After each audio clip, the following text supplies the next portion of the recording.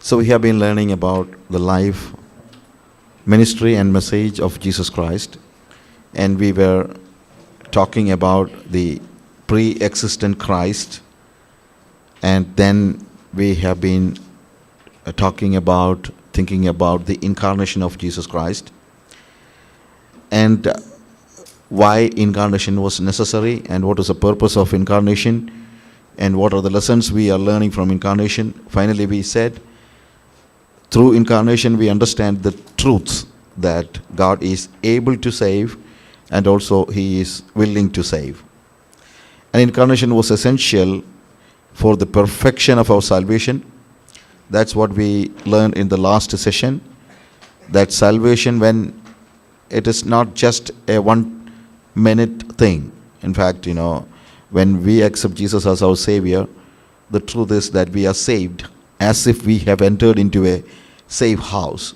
Maybe the lion is outside, but when you have entered the door, when you are in and the door is closed, and the lion is outside, and the lion can do nothing. Like those who are in Jesus Christ, for them there is no condemnation.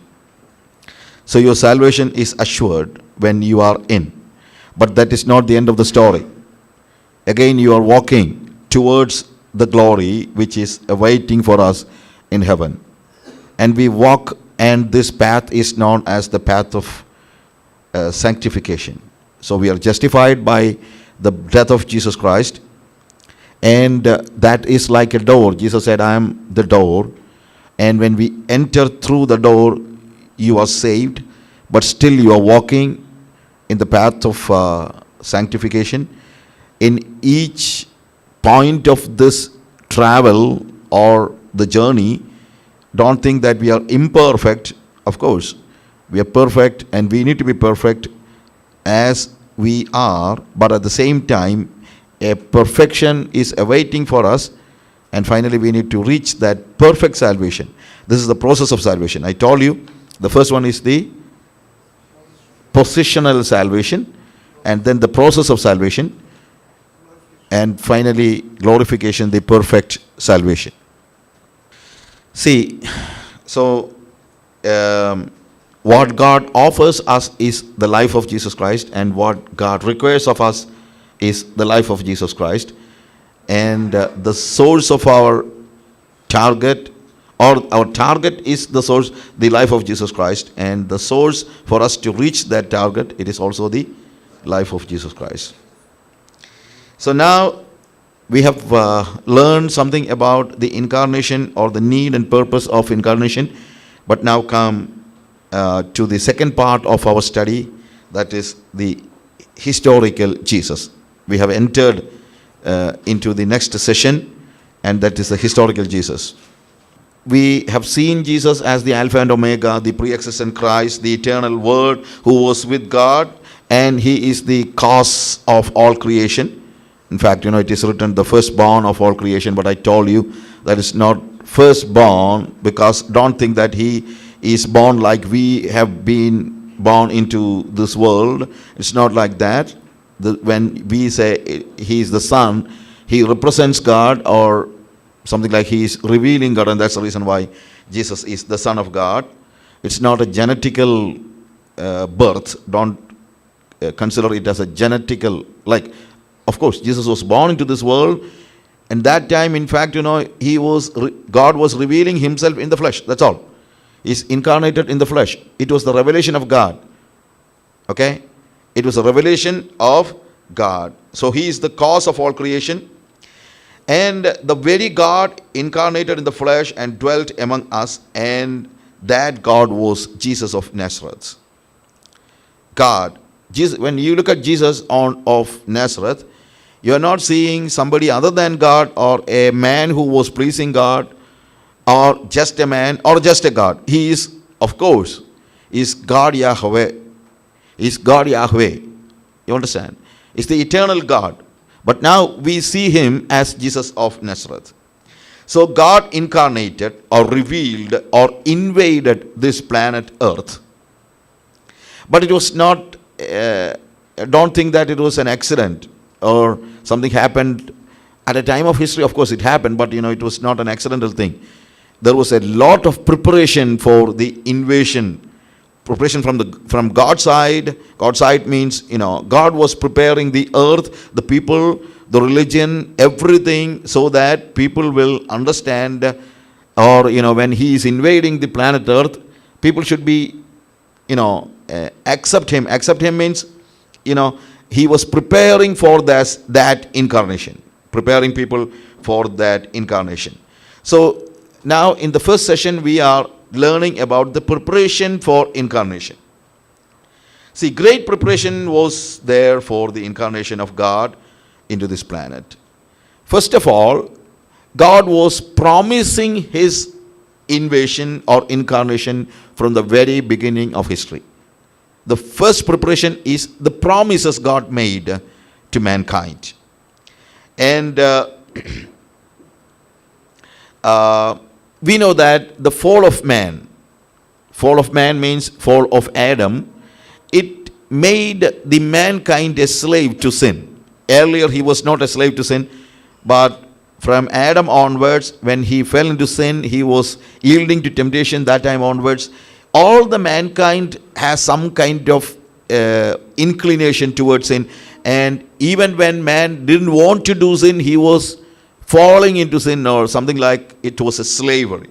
So God really wanted to redeem man from sin. Redemption was in the mind of God, as we have seen yesterday. It was not after the fall of man God was discussing or deciding or thinking about the redemption, but even before everything was created, even before the ages, He was preparing, or He was doing something. He had something in His mind. The incarnation was not something that God was planning after the fall, but He has planned it even before the ages. Okay, so redemption was essential, and in the Old Testament we see that God is always promising a Messiah to the mankind. God is promising, and also man was expecting a Messiah. So this session we are looking at God's messianic promises and man's messianic expectations. You understand the difference? God's messianic promises and man's messianic expectations. You get me, my friends? So from our part, we were expecting, our forefathers were expecting a Messiah who would redeem them from the enemy. Okay? And God was always promising them that I will send a messenger, I will send a Messiah to redeem you from your sins. The first promise of the Messiah is given in Genesis chapter 3 verse 15. The first messianic promise was given to Adam and Eve in the book of Genesis chapter 3 verse 15. What was the messianic promise? Genesis chapter 3 verse 15. I will put enmity between you and the woman, and between your seed and her seed. He shall bruise the head, and you shall bruise his heel. The seed of woman shall bruise the head of the serpent, and the serpent shall bruise the heel of the seed of the woman. So the first promise is that the seed of the woman will bruise the head of the serpent. So serpent was their enemy. Okay? So the promise that, God's promise was that her seed would bruise the head of the enemy. And thus, once the head is bruised, then you are free, right? If the head of your enemy is bruised or destroyed, then certainly you are freed. So God wanted to redeem them, free them from the clutches of sin, and they understood that their enemy was sin. So the first promise of the Messiah was not a political redemption or redeemer, but it was a redeemer who will redeem them from the clutches of serpent who caused sin into this world. Okay? But later we understand that this understanding was not carried out by the Jewish people. The promise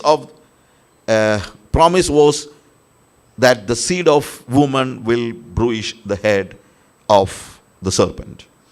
And this promise, again, God was giving to all the forefathers like Abraham. In chapter 12, Genesis chapter 12, verse 2, I will make you a great nation, a blessed nation. God promises Abraham a blessed nation. Okay?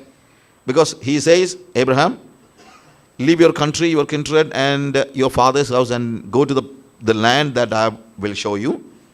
I will make you a great nation. I will bless you, and you shall be a blessing. So, God wanted to bless Abraham so that he will be a cause for a blessed nation through the seed. Of course, I will make you a great nation. And now, a promise is pronounced to Abraham, and we see that this promise, that time may not, Abraham was not knowing about Messiah and all. You understand? Many times that's the problem with the Old Testament prophecy and prophets. Even when God speaks about the Messiah, those people might not understand that it says about Messiah. Even, I do not know whether even Adam, when Adam was given a promise that the seed of the woman shall bruise the head of the serpent, she might not or he might not think about what? Messiah is coming and all. It's the same with Abraham. Abraham was given a promise that through his seed, a great nation, a blessed nation. I tell it a blessed nation because then comes the promise of blessing. I will bless you so that you shall be a blessing, and in you all the families of the earth shall be blessed. Okay? So this was a blessed nation. God was promising a blessed nation through his seed. But he thought it is about his own sons born to him through Sarah or somebody else. But in Galatians chapter 3 verse 16, when we read there something that Abraham could not understand, Paul says that when he saith or giving promise to Adam, he saith not, and to his seeds as of many, but as of one, and to thy seed, which is Christ. So God was not giving the promise of seeds, but a seed. What does it mean? Paul says it was not about many people, but it says about one seed. One seed. And Paul says it is the Christ. You understand me? Abraham had many sons, but promise is given only to one son. That is Isaac. It says about one person. But even when it was applied for one person, it was also applied for the future Messiah, that is Christ. This is the special thing we need to understand about Old Testament prophecies. Old Testament prophecies, when we hear it, we need to understand that there are,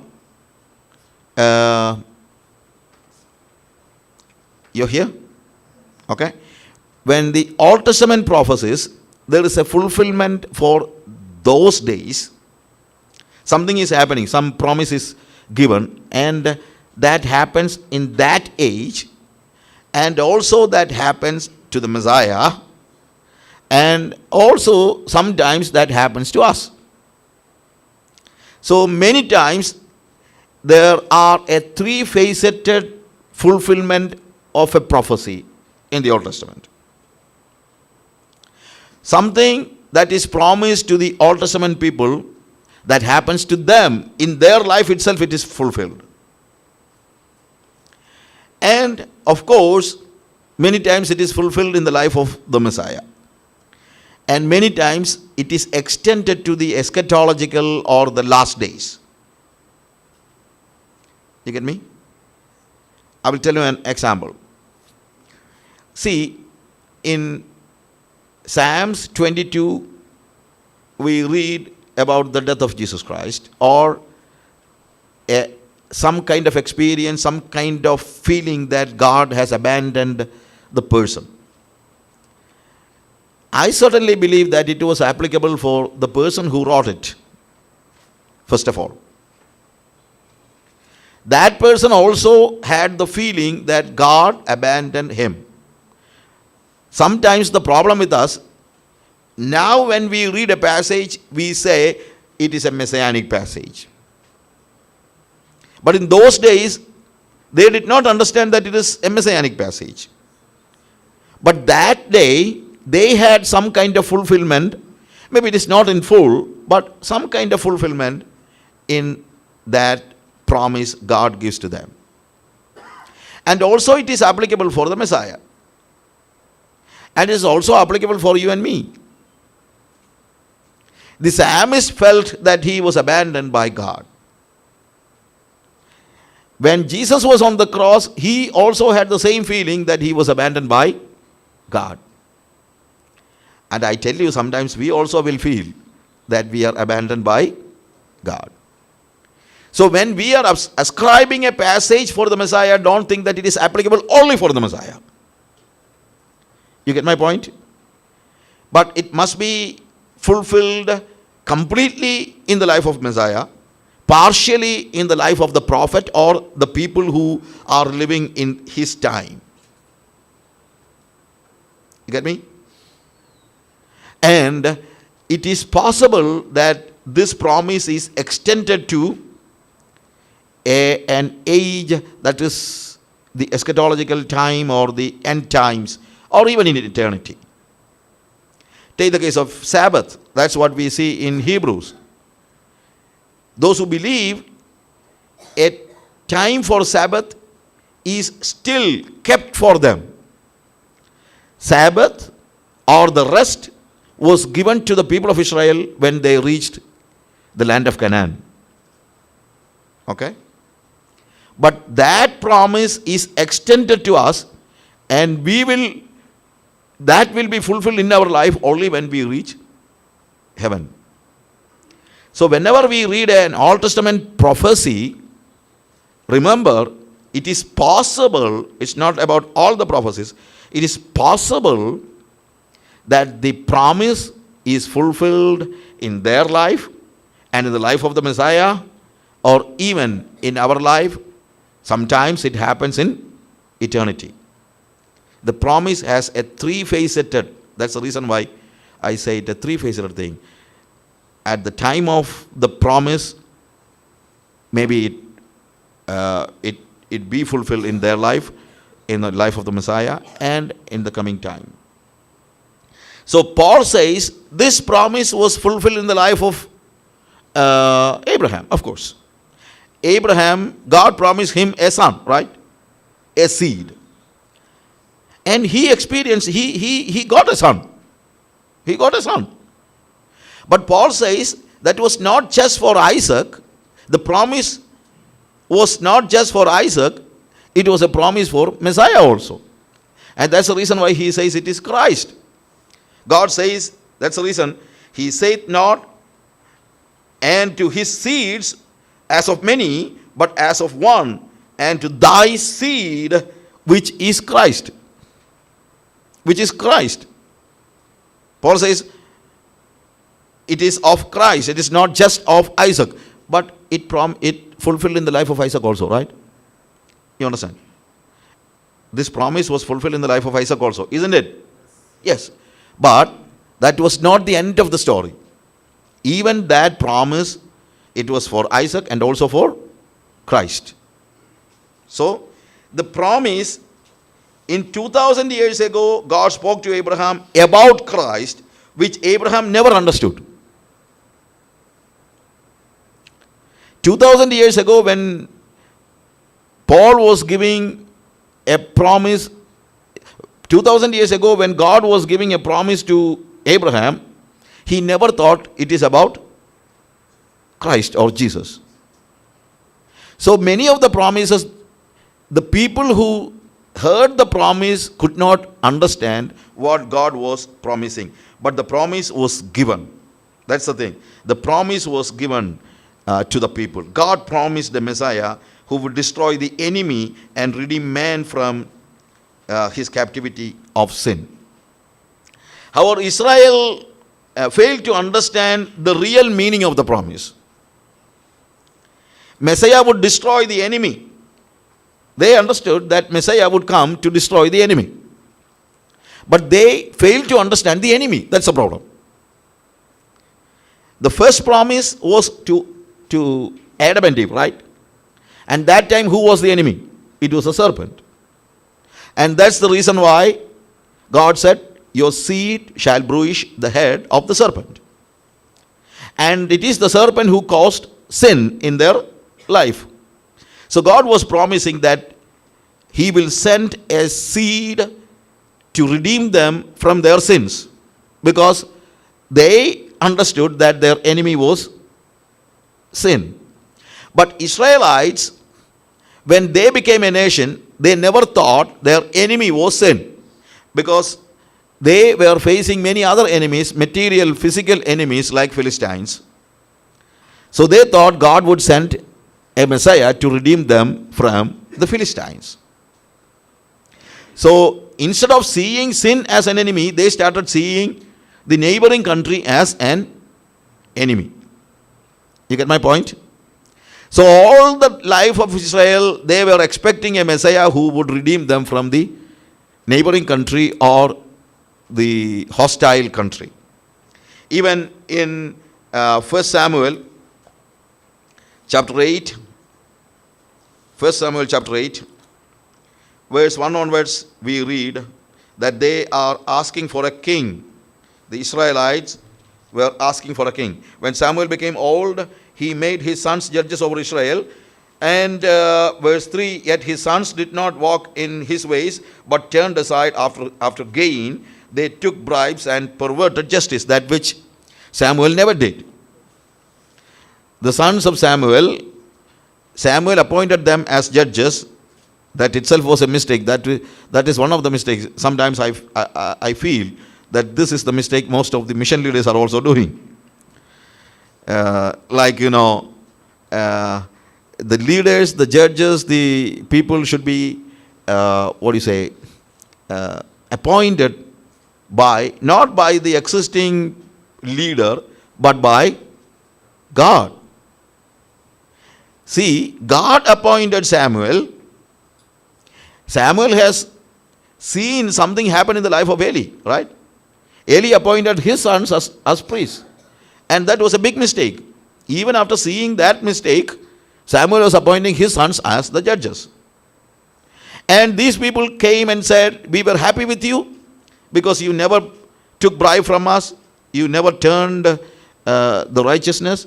But your sons are not walking in thy ways.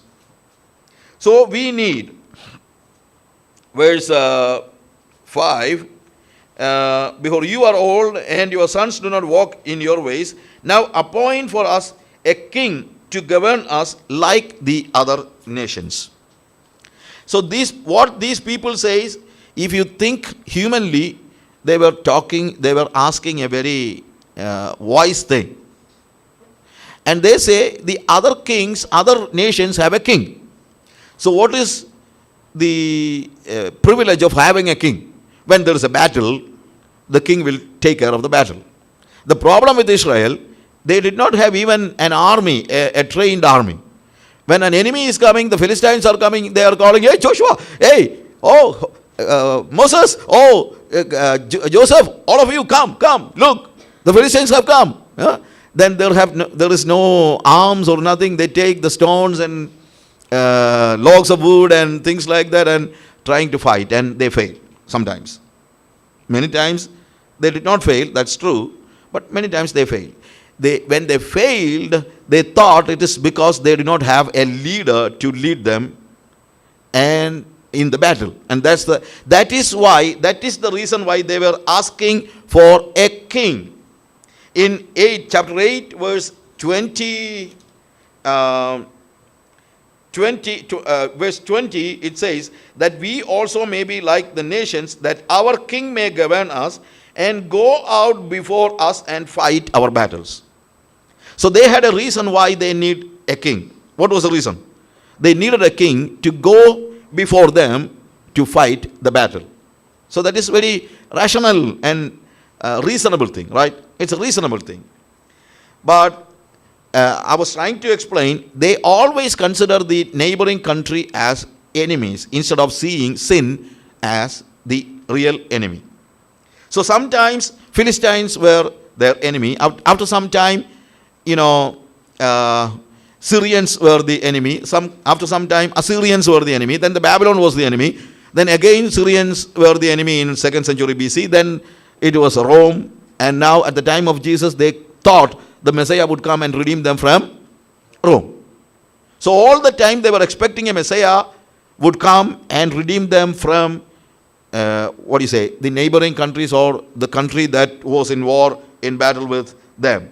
So they failed to understand that the real enemy is sin.